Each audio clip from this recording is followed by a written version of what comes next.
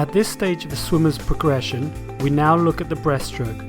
Many used to learn this stroke first, but as it differs from the other three, most notably the underwater recovery, I like to introduce it last.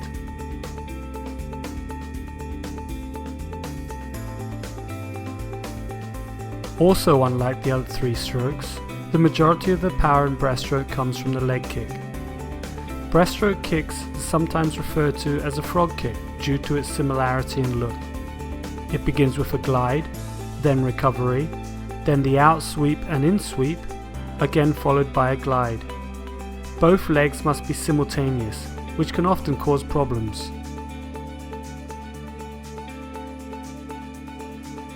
One such problem is often called the screw kick, where one leg is kicking correctly on the sweep, in this example the right leg, the other kicks with the top of the foot, as in a flutter kick, the left leg in this case.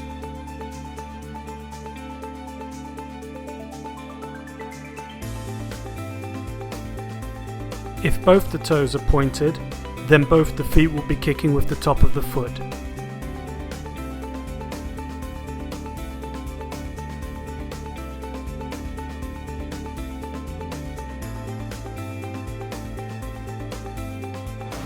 Up.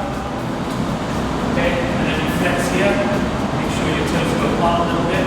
Okay, just a little bit there. Okay, and then feet go out and round.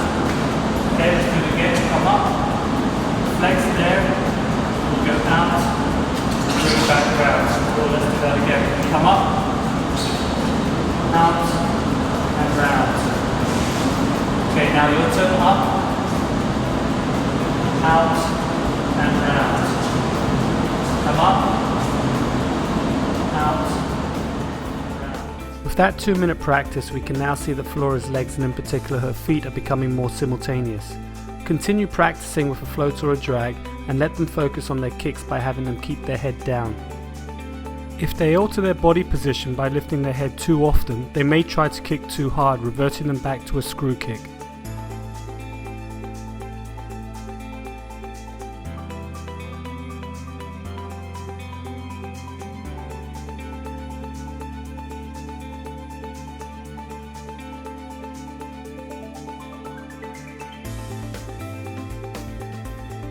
While using the float, if a swimmer kicks out of the water, it may be that they are too flat.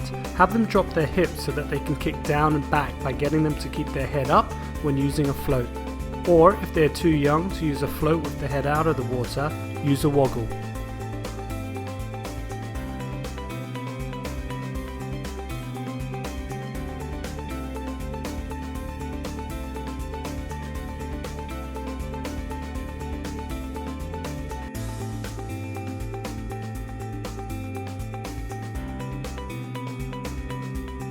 As a swimmer moves away from basic leg kicks to a more simultaneous and flexed foot leg kick, some other problems may occur on the recovery.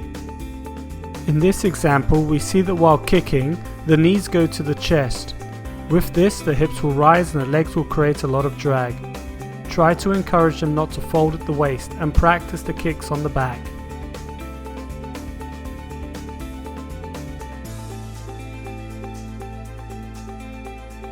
The knees may also go too far out, creating too much drag, but more importantly, limiting the ability for the powerful sweep or whipping action of the feet.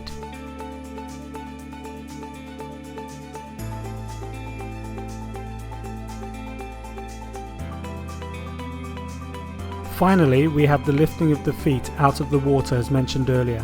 All is needed is for the swimmer to drop their hips.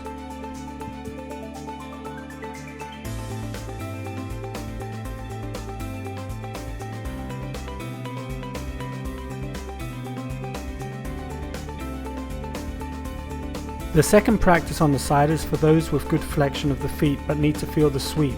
This should now be a smoother circular motion with the knees closer together. It is often called the whip kick. It is important to note that the heels must be brought up towards the swimmer before the circle is drawn and ending up with a straight leg glide. Even more advanced swimmers could get this wrong.